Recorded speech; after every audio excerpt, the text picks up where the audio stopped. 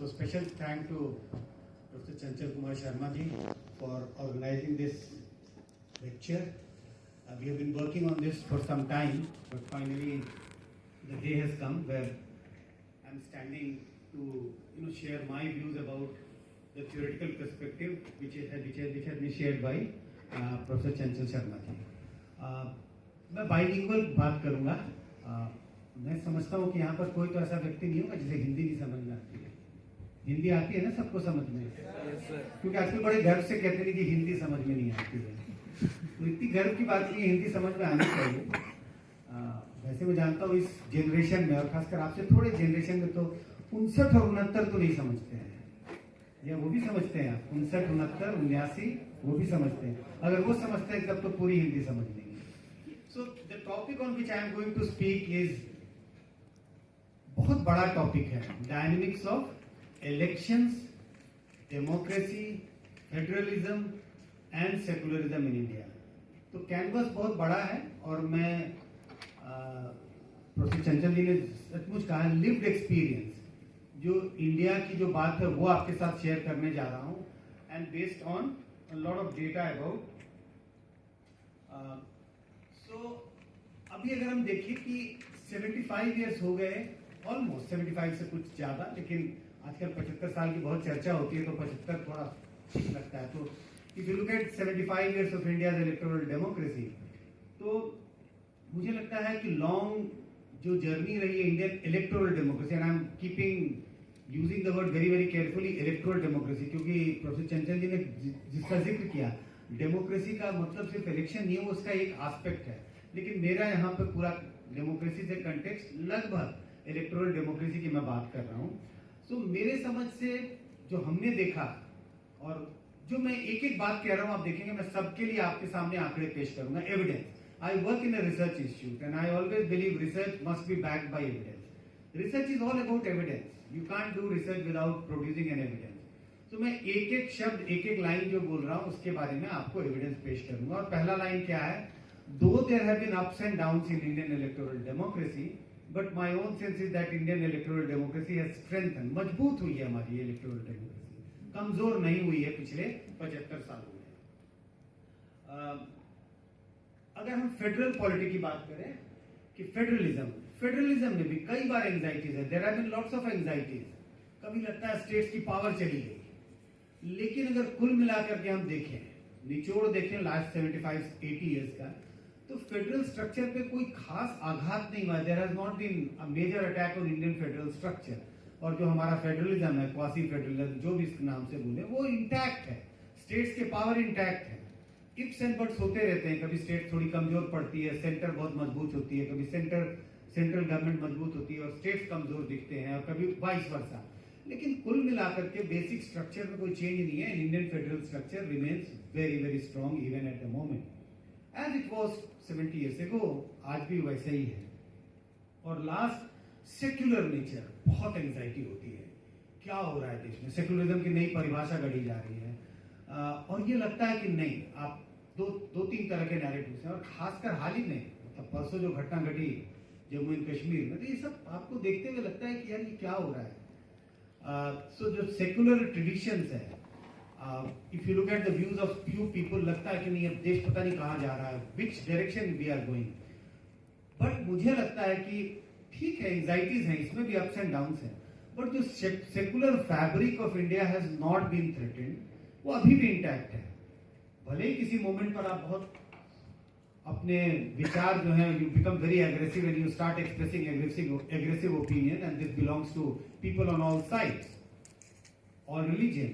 But I think when you calm down, थोड़ा सोचते हैं, बैठते हैं, तो ये लगता है कि इसको में कोई बड़ा इरोजन नहीं मुझे दिखाई पड़ता. लगता है सेकुलर फैब्रिक जो है कंट्री का, सेकुलरिज्म जो है, वो अभी भी इंटैक्ट है. ऐसा नहीं है कि हम सब एक दूसरे को मारने और काटने पर उतारू हैं, ऐसा मुझे दिखाई नहीं पड़ता. तो पहली बात, इलेक्टोरल डेमोक्रेसी बीइंग स्ट्रॉन्ग. मैंने कहा कि India's electoral democracy has become stronger now compared to the past. And why do I say that? What are the indicators? क्या इंडिकेटर्स है, किस आधार पे मैं कह रहा हूं कि इंडियन इलेक्टोरल डेमोक्रेसी स्ट्रेंथन हुई है? स्ट्रेंथ उसका उतना ही है जितना पहले था. किस आधार पर? Holding free and fair election is an essential element. निष्पक्ष चुनाव कराना एक सबसे इंपॉर्टेंट चीज है इलेक्टोरल डेमोक्रेसी के लिए, और मुझे लगता है कि इसमें भी कई बार एंजाइटीज हुए हैं, लेकिन अब जिस राज्य में मैं हूं आज, हरियाणा में, पास में ही शायद महम, एक समय में इतनी चर्चा होती थी, क्योंकि वो समय कब था, 1989-90 की बात है। बहुत वायलेंस हुआ, बहुत लोग मारे गए। एक बड़े नेता यहाँ से चुनाव लड़ रहे थे, उन्होंने चुनाव को रिग किया, ऐसे एलिगेशन है और काफी प्रमाण दिया है। लगता था कि मतलब डेमोक्रेसी बची ही नहीं है, फ्री एंड फेयर इलेक्शन हो ही नहीं सकता। लेकिन वो एक मोमेंट था, आया गया, और फ्री एंड फेयर इलेक्शंस मुझे लगता है देश में हो रहे हैं। अभी भी एंजाइटीज है, एक दो आप इधर उधर दिखा सकते, देख सकते हैं घटनाएं, लेकिन कुल मिलाकर के I think in India we have been able to hold free and fair election, and that's one very strong marker of electoral democracy surviving, electoral democracy becoming stronger. जब चुनाव होते हैं तो बहुत चर्चाएं होती हैं। आज भी चर्चा महाराष्ट्र के चुनाव, हरियाणा के चुनाव की हो रही है, दिल्ली के चुनाव की हो रही है, कि भाई वो महाराष्ट्र के चुनाव के बारे में चर्चा सुना होगा आपने कि how within a period of 6 months such a large number of voters have been added to the electoral roll, how such a large turnout increased during last 3 or 4 hours of the voting, 5 बजे के बाद। ये सब ठीक है, चर्चाएं हो रही है, counter attack and argument and counter argument, but has anyone disputed the electoral verdict? ऐसा तो नहीं कि चुनाव रद्द हो गए हैं और चुनाव में कोई इसको सरकार को मानने को तैयार नहीं है। महाराष्ट्र की सरकार को भी लोग हम मान रहे हैं, हम का मतलब जो क्रिटिक भी है। हरियाणा के चुनाव के बारे में भी बहुत चर्चा हुई कि ऐसा कैसे हो गया, नैरेटिव क्या था, हरियाणा में कांग्रेस जीत रही है और बीजेपी जीत गई। तो तमाम तरह की थियोरीज आ रही हैं, थियोरी कह रहा हूं क्योंकि एविडेंस नहीं है। लेकिन कुल मिलाकर के सरकार हरियाणा में भी है, सरकार चल रही है, लेजिटिमेसी है उस सरकार की, महाराष्ट्र के सरकार की लेजिटिमेसी, ऐसे तमाम सरकारों की लेजिटिमेसी है जिसके बारे में आप सवाल उठाते हैं।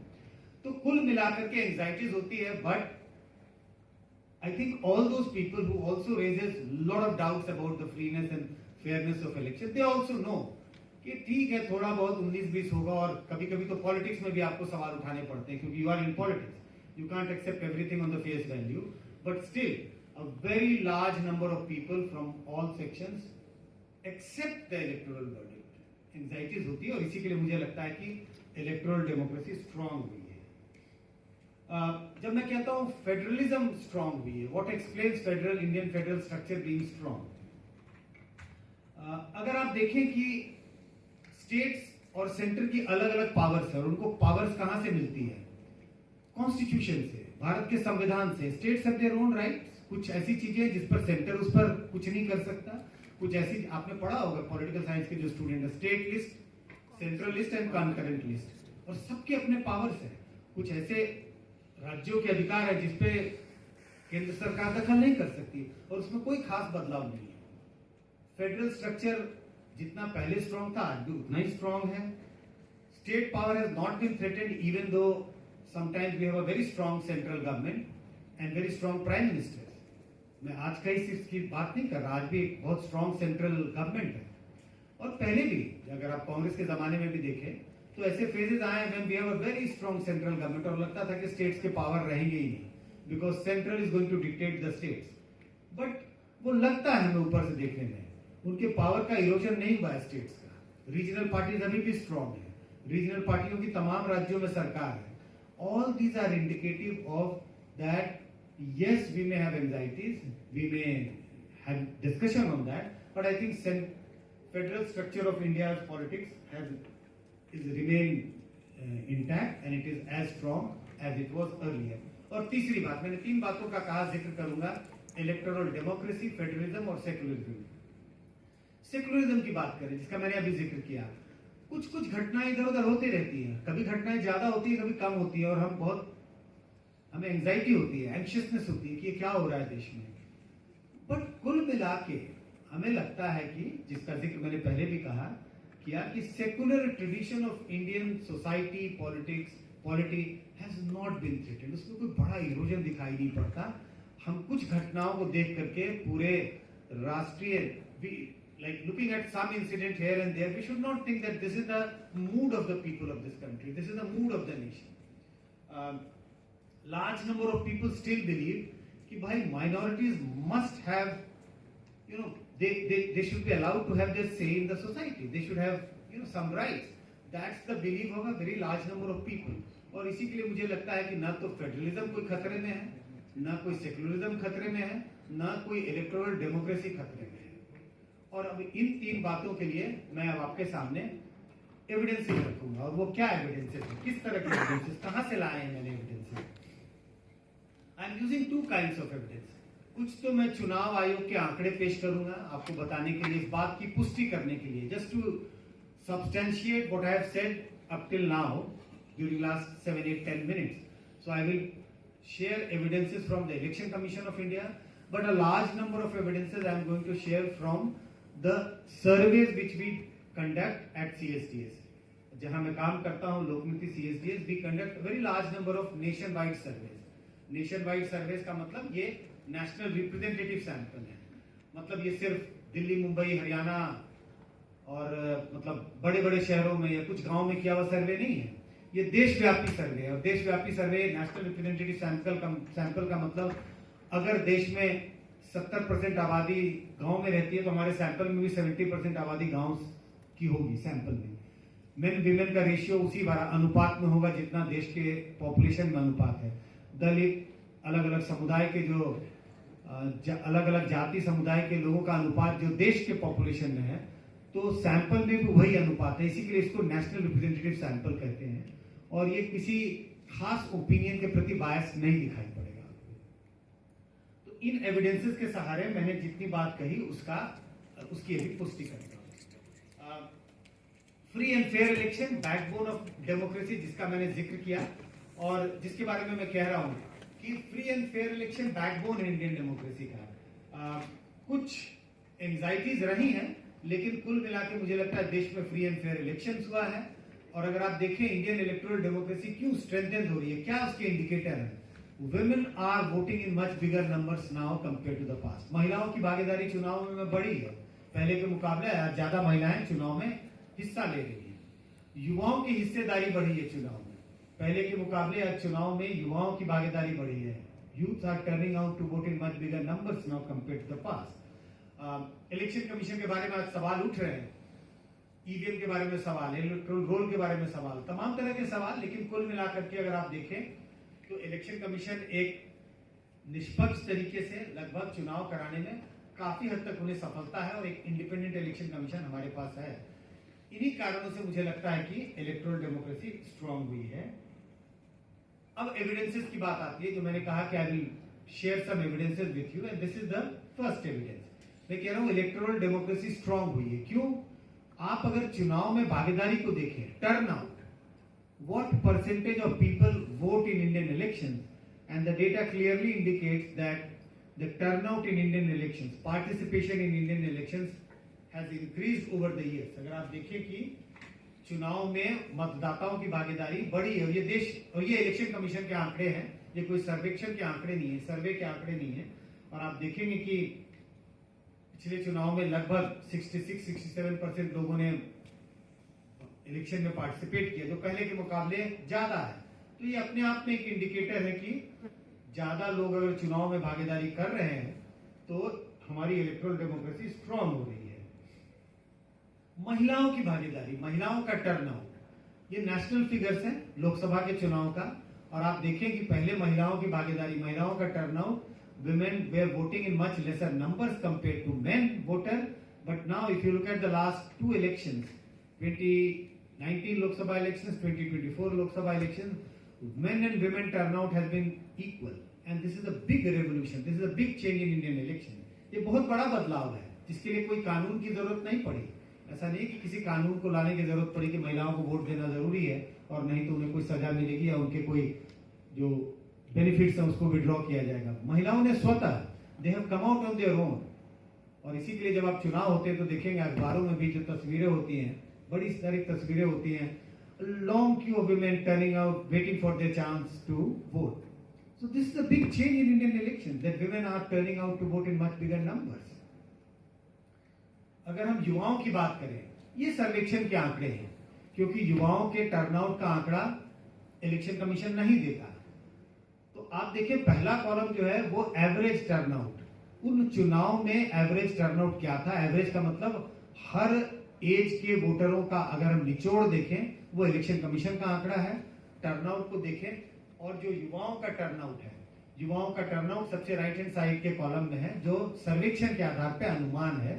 तो आप देखिए 96 से लेकर के 2009 तक के चुनाव में युवाओं का टर्नआउट एवरेज टर्नआउट से 3-4-5% कम रहता था, और 14 के चुनाव में पहली बार युवाओं का टर्नआउट एवरेज टर्नआउट से भी ज्यादा हो गया, 6-7% का जंप हुआ। 19 और 24 के चुनाव में कोई बड़ा जंप नहीं है, लेकिन लगभग एट पार है। तो युवाओं की भागीदारी भी बढ़ी है, युवाओं का टर्नआउट, युवाओं का इलेक्शन में पार्टिसिपेशन भी बढ़ा है। और ये सब लोकसभा के चुनाव का और लगातार कई चुनाव के आंकड़े, किसी एक चुनाव के आंकड़ों का जिक्र नहीं कर रहा हूं। आप सीरीज ऑफ चुनाव को देखें तो उससे एक आपको एक ब्रॉड ट्रेंड दिखाई पड़ता है, और ट्रेंड बहुत साफ है कि चुनाव में भागीदारी बढ़ रही है। ये रही बात वोटरों के नजरिए से कैसे इलेक्टोरल डेमोक्रेसी स्ट्रांग हुआ है। ज्यादातर अगर हम देखें कि सर्वेक्षण के आंकड़े ये बताते हैं कि बड़ी संख्या में लोग अब अपनी मर्जी से वोट दे रहे हैं। 2009, 14 और 19 के चुनाव में तो यही देखने को मिला। A very large number of people mentioned in the survey that they voted on their own. मैं किसी से सलाह नहीं लेता या किसी से सलाह नहीं लेती, और ये रिप्रेजेंटेटिव सैंपल है, इसमें मेन विमेन सब है, अशिक्षित, शिक्षित, गांव में रहने वाले, शहर में रहने वाले, सबका निचोड़ है। तो 2019 में देखें very large number of voters, almost 80% said we have voted on our own, we didn't consult anyone in the family, any friends etc. which party to vote for. 2024 के चुनाव में उसका आंकड़ा गिरता है, और आप देखेंगे अगर नतीजों को भी देखेंगे तो 24 के नतीजे बहुत अलग हैं 19 के नतीजों से। 19 के नतीजों में तो आपको पता है कि एक पार्टी को बड़ी संख्या में सीटें मिली, वोट मिला, लेकिन बीजेपी को 2024 के चुनाव में उतनी सफलता नहीं मिली। और ये कोरिलेशन है, आप उसको समझ सकते हैं कि क्यों, क्योंकि बहुत लोगों के मन में दुविधा थी बीजेपी को वोट देना है या नहीं देना है, क्योंकि हमने बड़ी संख्या में 2019 में वोट दिया था। और क्यों दिया था? क्योंकि हमने मन बना लिया था। We had decided on our own right at the beginning कि we will vote for BJP, but 2024 में बड़ी संख्या में लोगों के मन में दुविधा थी, and that is why you can see a very large number of people consulted others, and that consultation may have resulted into they are voting for some other party, और तभी बीजेपी का वोट शेयर गिर जाता है नीचे, और BJP की सीटें नीचे आ गई। आपको पता है 2019 के चुनाव में उन्हें 303 सीटें आई थी, और 2024 के चुनाव में 240 सीटें आई, 63 सीटें कम हो गई। तो बड़ी संख्या में लोग वोटर एक दूसरे से they started voting on their own. 24 में थोड़ा उसका ट्रेंड बदलता है। अब अगर हम पार्टिसिपेशन को पार्टीज के नजरिए से देखें, क्यों मैं कह रहा हूं कि इलेक्टोरल डेमोक्रेसी स्ट्रांग हो रही है, ज्यादा से ज्यादा पार्टियां चुनाव लड़ रही हैं, और ये भी एक साइन है। अगर आप कहें कि क्लास में ज्यादा से ज्यादा बच्चे आ रहे हैं, इसका मतलब है कि टीचर पॉपुलर है, उनकी क्लास पसंद है। और अगर बच्चे कम आने लगेंगे तो इसका मतलब है कि टीचर की क्लास पसंद नहीं है। यूनिवर्सिटी में अगर हर साल बच्चे कम होने लगे तो इसका मतलब है यूनिवर्सिटी को पसंद नहीं किया जा रहा है। तो अगर ज्यादा पार्टियां चुनाव लड़ रही हैं, और आप देखें ये आंकड़े अपने आप बता रहे हैं कि कैसे शुरुआत के चुनाव में 20, 25, 50, 100, 150, 200 पार्टियां चुनाव लड़ती थी। 2024 के चुनाव में कितनी पार्टियों ने चुनाव लड़ा? 745 पार्टियों ने चुनाव लड़ा। 745 parties contested the 2024 Lok Sabha election, and this is an increasing trend of participation of political party. ये अपने आप में बताता है कि हमारी चुनावी जो डेमोक्रेसी है, इलेक्टोरल डेमोक्रेसी है, वो स्ट्रांग हो रही है, कमजोर नहीं हुई है। अगर कमजोर होती तो पार्टियां कम चुनाव लड़ती और कैंडिडेट भी कम चुनाव लड़ते। लेकिन कैंडिडेट का भी आपको आंकड़ा अगर दिखा रहा हूं तो कैंडिडेट की संख्या भी बढ़ते गई है लगातार। आप ये जरूर देख सकते हैं कि 96 के चुनाव में एक स्पाइक है, ऊपर जाता है, 13,952 कैंडिडेट ने चुनाव लड़ा, और उसके बाद अचानक गिरावट आती है, वो 4,750 पे चला जाता है। फिर उसके बाद वहां से धीरे धीरे ज्यादा से ज्यादा उम्मीदवार चुनाव लड़ रहे हैं। और उसकी गिरने का कारण था क्योंकि 96 और 98 के बीच में बहुत सारे कानूनों में परिवर्तन हुआ कि कौन चुनाव लड़ सकता है, कौन चुनाव नहीं लड़ सकता, जिसके कारण कैंडिडेट की संख्या गिरी। और एक बहुत सिंपल सा परिवर्तन ये आया, 96 तक के चुनाव में आप भी अगर चाहें तो आप देश के 543 कंस्टिट्यूंसी से चुनाव लड़ सकते थे, कोई रिस्ट्रिक्शन नहीं था, no restrictions of candidate contesting in how many constituencies, आप कितने भी कंस्टिट्यूंसी से चुनाव लड़ सकते हैं। लेकिन इसके बाद परिवर्तन हुआ कि पार्टी का अगर कोई उम्मीदवार है तो सिर्फ 2 कंस्टिट्यूंसी से ज्यादा में वो चुनाव नहीं लड़ सकता, और अगर आप इंडिपेंडेंट हैं तो सिर्फ एक ही कंस्टिट्यूंसी से चुनाव लड़ सकते हैं। इस कारण और भी बहुत सारे बदलाव हुए, सिक्योरिटी डिपॉजिट जो जमा होती है उसका पैसा बढ़ा दिया गया, कैंपेन का पीरियड कम कर दिया गया, कई कारणों से उम्मीदवारों की संख्या कम हुई 96 से 98 के बीच में। बट 98 के लोकसभा चुनाव के बाद अगर आप देखें, again there is an increasing trend of more and more candidates contesting election. So what does this indicate, जो मैंने एग्जांपल बताया, सीधा सीधा इसका सरल अर्थ यही है कि चुनावों में भागीदारी बढ़ी है। इसका मतलब है कि हमारी इलेक्टोरल डेमोक्रेसी और पॉपुलर हुई है और पार्टिसिपेटरी हुई है और वो मजबूत हुआ है। अगर हम डेमोक्रेसी की बात करें, जिसकी चर्चा बहुत प्रोफेसर चंचल शर्मा जी ने किया, ये सब सर्वे के आंकड़े हैं और हमने पूछा, तमाम 3 बार ऐसे हमने सर्वेस किए state of democracy in south Asia, कि लोगों की लोकतंत्र के बारे में क्या आस्था है, लोकतंत्र के बारे में क्या सोचते हैं, क्या उसे एक अच्छी तरह की सरकार मानते हैं। आप देखें लगातार 5 में भी सर्वे, 13 में भी और 19 में भी वही सवाल पूछते रहे, और लगभग आप देखेंगे लगभग 45 से 50% लोग कहते हैं कि democracy is the most preferred form of government. उन्हें लगता है कि इसमें गलतियां हो सकती है, इसमें त्रुटियां हो सकती है, कई चीजों का जिक्र उन्होंने किया था, गाइडेड डेमोक्रेसी, अनलिबरल डेमोक्रेसी, सब चीजें हो रही हैं। Still a very large number of Indians still believe that democracy is the most preferred form of government. ये जरूर है कि कुछ एंजाइटी है। अगर आप देखिए जो सेकंड बार है जिसमें 21% आपको ऊपर जाता हुआ दिख रहा है, वो है preference for an authoritarian form of government in some circumstances. कुछ ऐसे लोग हैं जिन्हें अब लगने लगा, और खासकर ये शहरी मतदाताओं को, देश के शहरी आबादी में लोगों को लगता है कि नहीं, डेमोक्रेसी से कुछ ज्यादा निकल के आ नहीं रहा है, हमें तो एक मजबूत ऑथोरिटेरियन टाइप ऑफ सरकार चाहिए, ऐसी सरकार चाहिए मजबूत।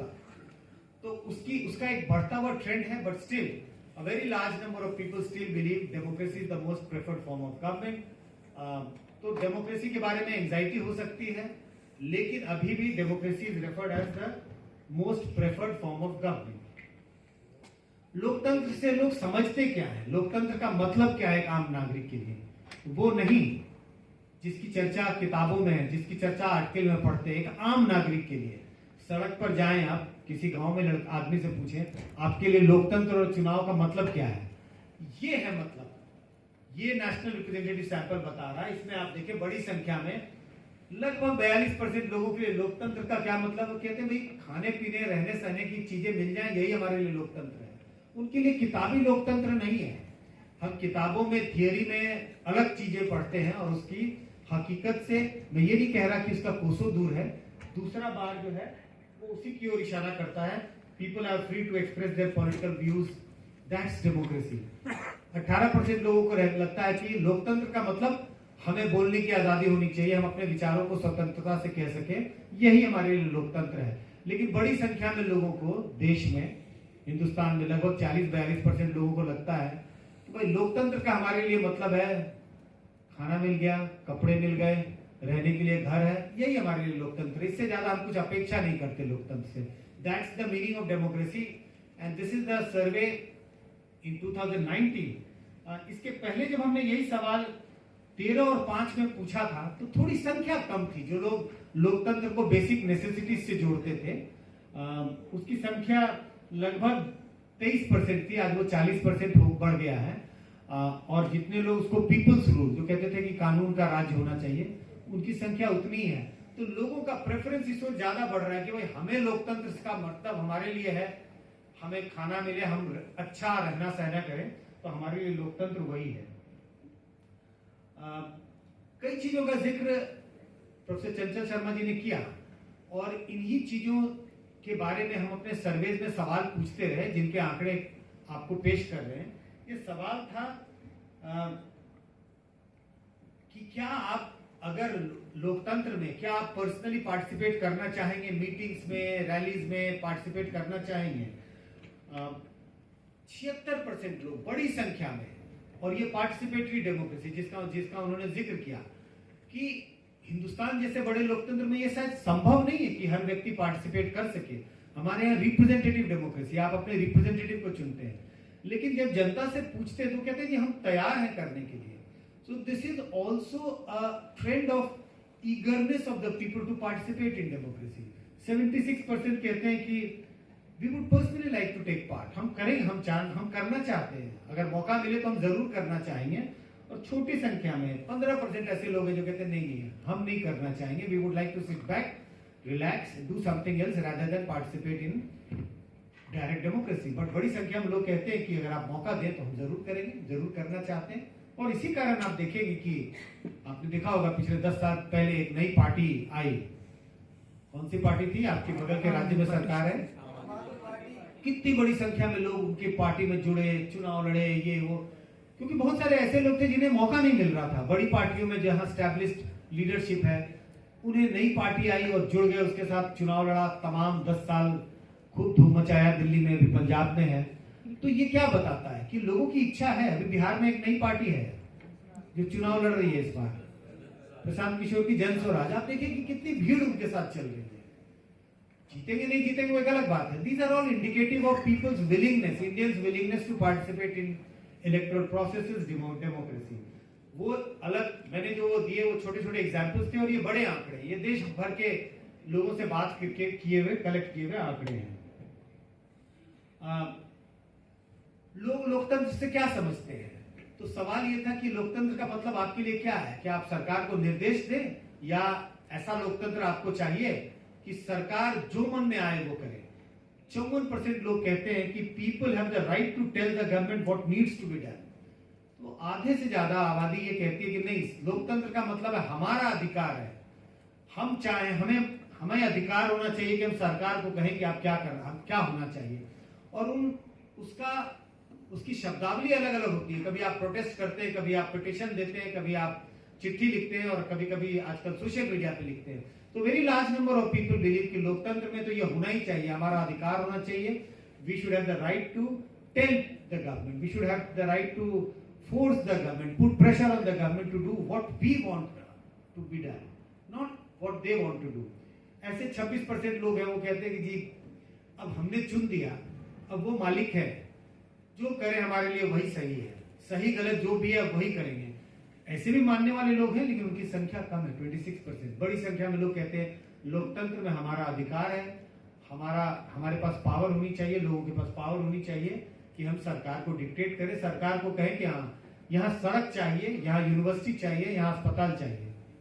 बने ना बने वो एक अलग बात है, but we should have legitimate means to put pressure, to raise our voice, to let people know that this is what people expect. तो इस तरह की भावना है। So this is the kind of democracy which people want. वो कहते हैं कि हमारा अधिकार होना चाहिए. We should not be guided by the government. Rather, in an elected democracy, we should be guiding the government. We should be telling the government what to do, what not to do. जो मैंने पहले भी कहा कि काम होगा या नहीं होगा, we don't mind. मतलब we have no way to put pressure. We have different ways to put pressure. Reasonable satisfaction with the functioning of democracy, जिनका बहुत चीजों की चर्चा प्रोफेसर चंचल कुमार शर्मा जी ने की कि आज गाइडेड डेमोक्रेसी, अनलिबरल डेमोक्रेसी, ये सब एंजाइटीज है. लेकिन इसके बावजूद this is based on the survey data which we had collected, and this was last round of this survey was conducted in 2019-2020, almost 4-5 साल पहले. बड़ी संख्या में लोग कहते हैं कि satisfied with democracy, how democracy is functioning. 47% people believe that they are satisfied with the way democracy is functioning in India.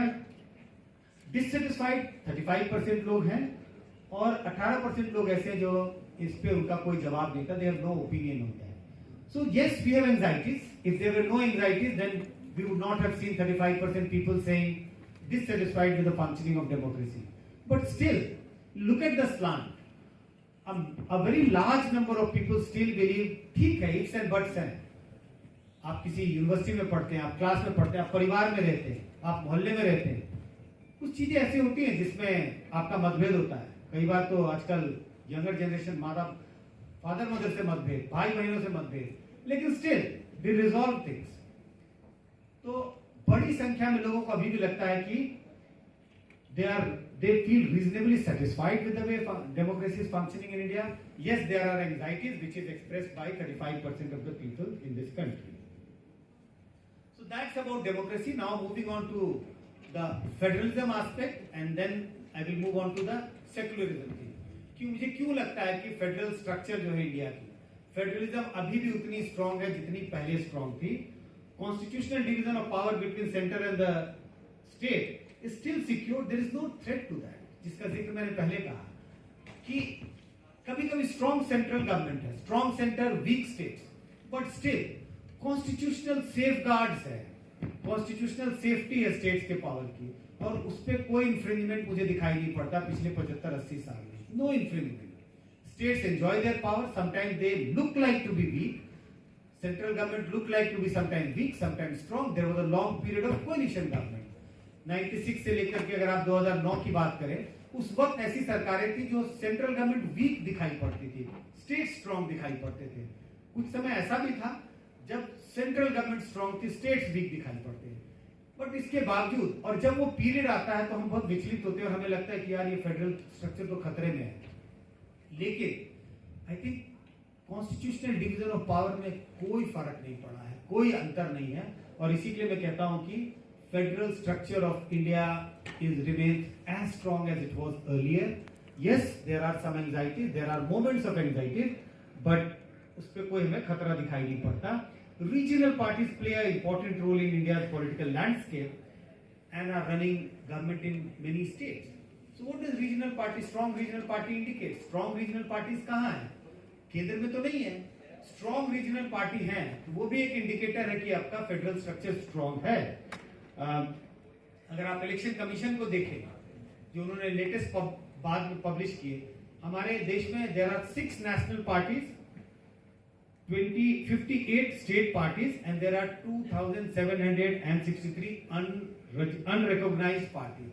So these are all parties in different states. If there are large number of parties contesting elections, forming government in states, these are all indication of a strong regional player in Indian politics, regional player in India's politics, और ये सिर्फ strong centre की ओर इशारा नहीं करता है. जिन बातों का हमने जिक्र किया, अब उसके कुछ उदाहरण.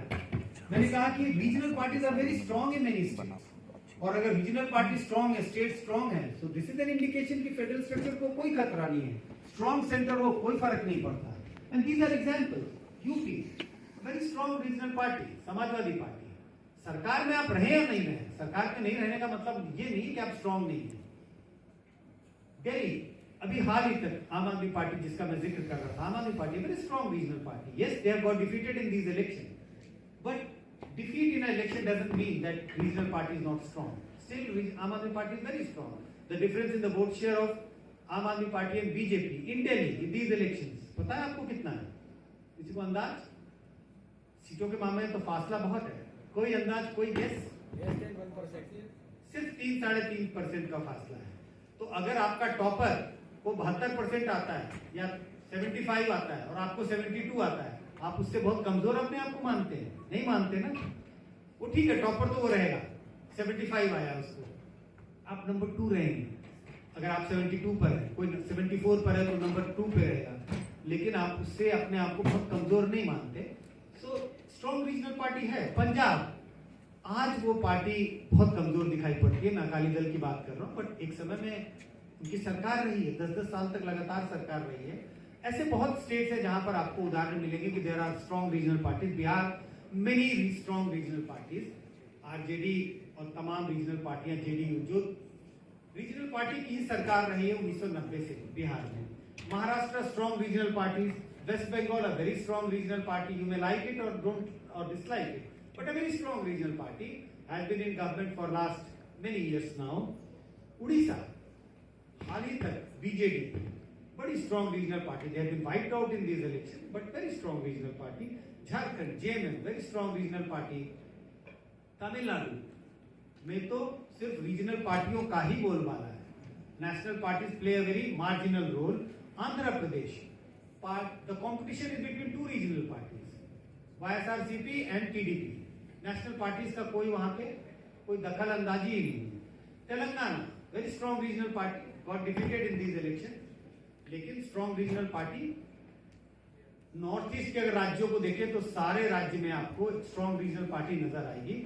कई राज्यों में तो 10 साल पहले उनकी सरकारें थी, सरकारें नहीं हो लेकिन स्ट्रॉन्ग रीजनल पार्टी आपको नॉर्थ ईस्ट। तो ये तमाम ऐसे राज्य हैं जहां पर स्ट्रॉन्ग रीजनल पार्टी है, और मेरे समझ से strong regional party are an indicator of federal structure not being threatened. And उसी का एक दूसरा एग्जांपल है कि तमाम ऐसे रीजनल पार्टियों के मुख्यमंत्री रहे जो बहुत स्ट्रॉन्ग मुख्यमंत्री, पॉपुलर मुख्यमंत्री, very popular chief ministers, including your own state.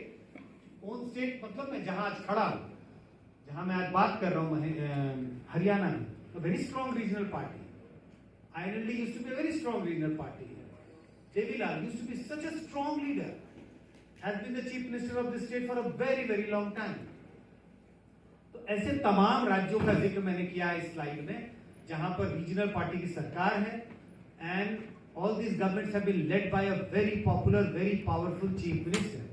And existence of a very powerful regional party, existence of a very popular chief minister being able to run a strong government in the state despite having a strong central government is an indicator that states have their own say, states have their own power, they enjoy their own existence. So अगर उनको अपना existence है, उनका power है, तो किसी भी तरह से मुझे नहीं लगता, I don't at least feel that federal structure of India is getting threatened. These are all indicators that federal structure of India is as strong as it was.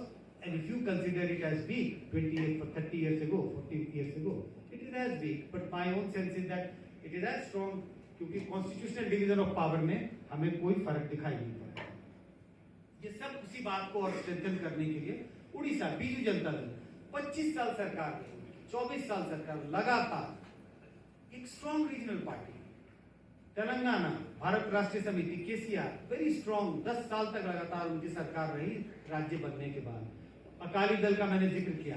Sikkim, अभी सिक्किम डेमोक्रेटिक अभी किसी दूसरी पार्टी की सरकार है, इसके पहले सिक्किम डेमोक्रेटिक फ्रंट की सरकार थी, वहां पवन चामलिंग वहां के चीफ मिनिस्टर थे, 25 साल तक चीफ मिनिस्टर लगातार रहे, और वहां पर 30 सीटों की असेंबली है सिक्किम में, और कई बार तो चुनाव में वो 30 में से 28, 30 में से 29 सीटें जीतते हैं। Very strong regional party, very strong chief minister. So these are all indicator of federal structure being very strong. कुछ और एविडेंसेस आप देखें कि अगर हम 2014, 19 और 24 के लोकसभा चुनाव की भी बात करें, and these are all elections when we have a very strong national party in the name of BJP. 2014 election BJP won a majority on their own, 273 seats on their own. 2019 election, BJP won 303 seats on their own. Despite that, जो तीसरा हर stats में जो आखिरी वाला column उसको आप देखें तो आपको वो रीजनल पार्टीज का वोट शेयर है। 2014 election, all the regional parties manage to poll रफली 33% votes. 1/3 of the vote was polled by regional parties despite having a very strong national party in the name of BJP. 2019 के चुनाव में थोड़ा कम होता है 24%, फिर भी 1/4 of the votes, national votes is polled by the regional party. And again in 2024 Lok Sabha election, 1/3 of the total votes have been polled by regional party nationally. These are all indicators that regional parties are strong. मैं 3-4 आपको evidences दिए to suggest that why regional party seems to be strong, and if there is existence of strong regional parties, regional forces are strong, there is no threat to federal structure of India's polity. Last section of my presentation is secularism under threat, and I say not really. मुझे नहीं लगता है कि कोई secular fabric जो country का है वो थ्रेटेंड है। क्यों? Over the past decade, there have been rise in Hindu majoritarian ideology with increased emphasis on politics of Hindu identity. Incident now and then, जिसका मैंने जिक्र किया, कभी-कभी कुछ घटनाएं ऐसे घटती हैं जिससे हम विचलित महसूस करते हैं और हमें लगता है कि कुछ ठीक नहीं चल रहा है. But despite that, कभी-कभी छिटपुट घटनाएं होते रहती हैं आपके यूनिवर्सिटी में, किसी दूसरी यूनिवर्सिटी में, किसी कॉलेज में, किसी एक स्टूडेंट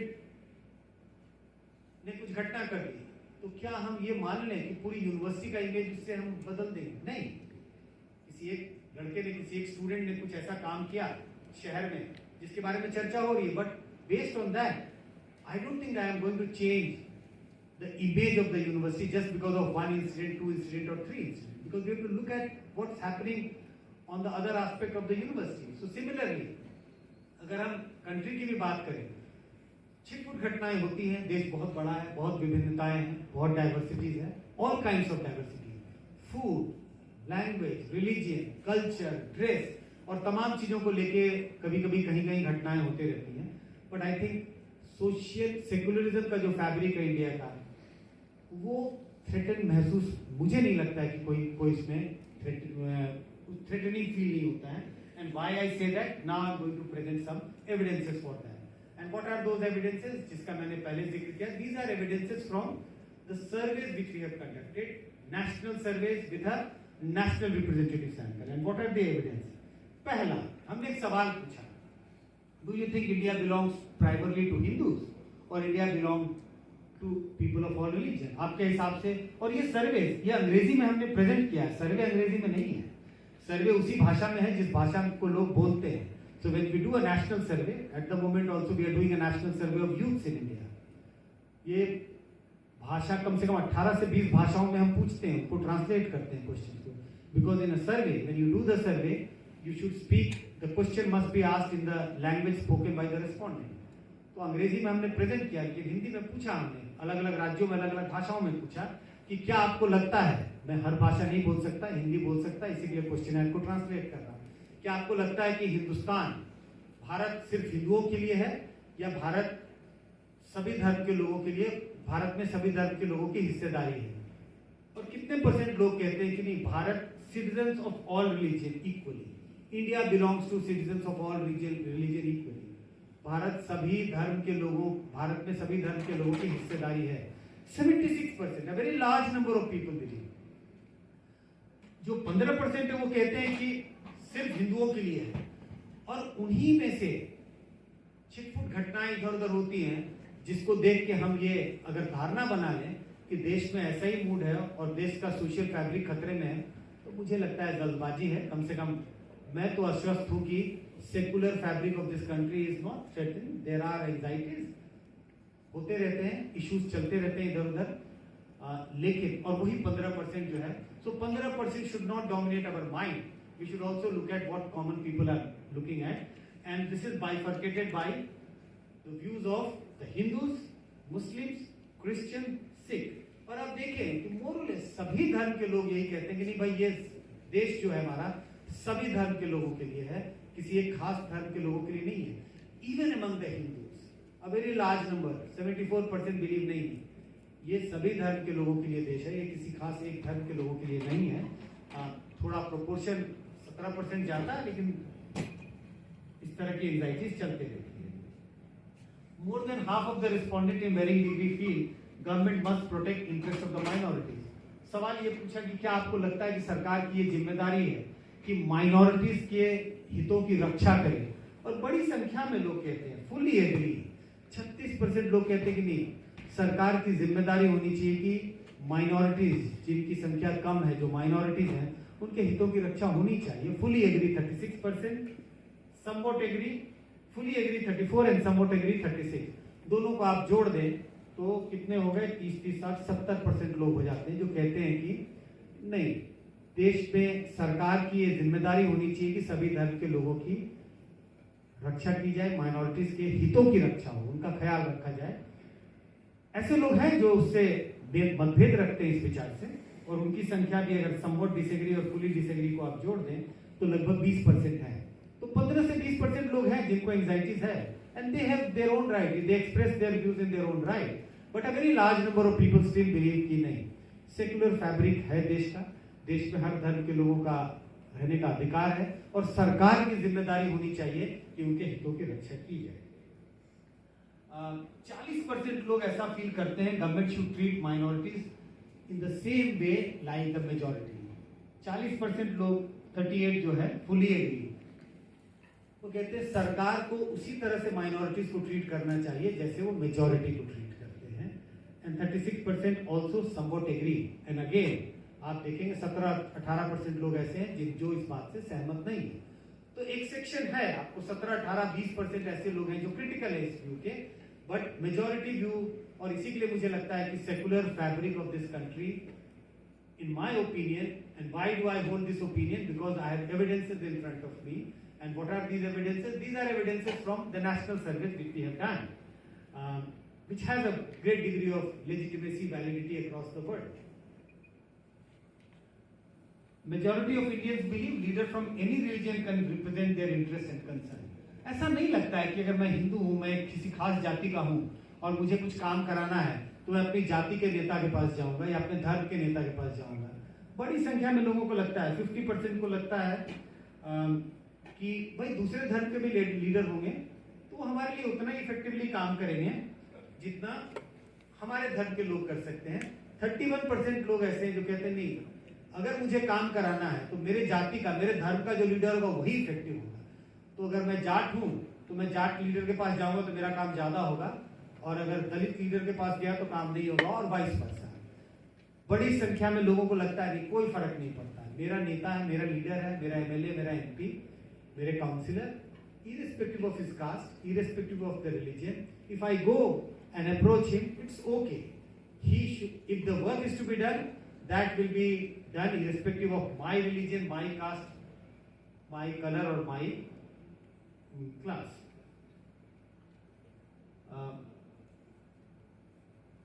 उसी बात को जैसे हम तमाम तरह के सवाल पूछते रहते हैं और ये सवाल लगभग उसी से मिलता जुलता है। आधे रिस्पोंडेंट, आधे जनता को ऐसा लगता है कि leader will not make any difference हुम दे कॉन्टैक्ट फर्स्ट। इससे कोई फर्क नहीं पड़ता, मुझे अगर काम कराना है तो इससे कोई फर्क नहीं पड़ेगा मैं किस लीडर को पहले कांटेक्ट करूं, अपने धर्म के लीडर को या दूसरे धर्म के, अपनी जात के लीडर को या दूसरे जाति के लीडर को। तो ये कुल मिला के ये बताता है कि एंजाइटीज है लेकिन सोशल फैब्रिक बहुत बिगड़ा हुआ दिखाई नहीं पड़ता। बड़ी संख्या में लोग मानते हैं इस बात को, कोई एग्जिस्टेंस का सवाल है, हर जाति के, हर धर्म के लोग रहें कंट्री में।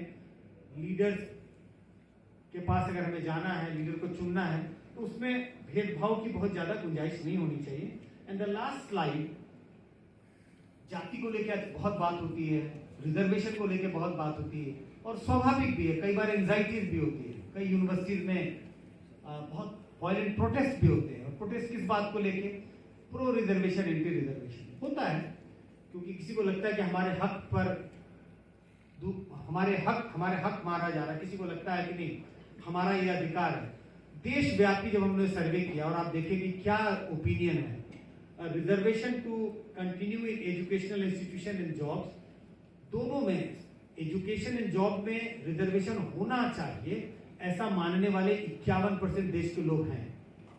51%, नॉट ऑल। ऊंची जातियों में थोड़ा कम, 44%। जैसे जैसे आप आएंगे जिनको रिजर्वेशन का फायदा मिलता है उनमें थोड़ा ज्यादा दिखाई पड़ेगा। दलितों में 57% है। लेकिन कुल मिला के अगर आप देखें तो बड़ी संख्या में लोग कहते हैं, 51% हिंदुस्तान की जनता ऐसा सोचती है कि भाई आरक्षण होना चाहिए सरकारी नौकरियों और जॉब में भी। और अगर नीचे वाले सवाल को देखें, reservation for SC and ST, correct, वो जरूरी है क्योंकि ये संविधान के तहत है, संविधान के प्रावधान के तहत मिला है। कोई ऐसा नहीं है कि कोई अचानक कानून बना दिया गया, संविधान में इसका प्रावधान है, इसी के लिए मिलना चाहिए। 55% लोग ऐसा मानते हैं कि संविधान के प्रावधान के तहत ही रिजर्वेशन का प्रावधान है, इसी के लिए एससी और एसटी को रिजर्वेशन मिलना चाहिए। तो ये कुल मिला के आंकड़े इस ओर इशारा करते हैं कि India's electoral democracy is strong, federal structure remains still strong, secular tradition of India still remains strong, even though there are anxieties about all the three aspects about which I have discussed during the last 45, 40, 50 minutes. Thank you for your patient listening. Thank you very much.